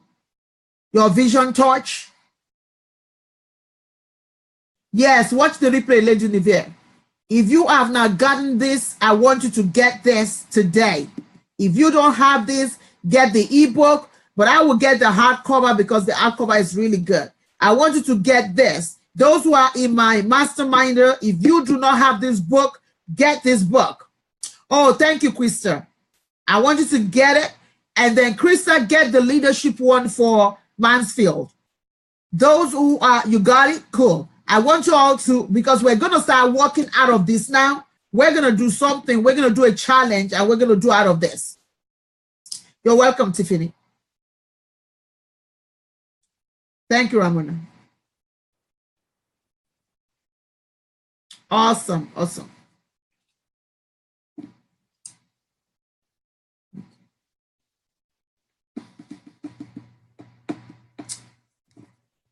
All right, everybody. God bless you.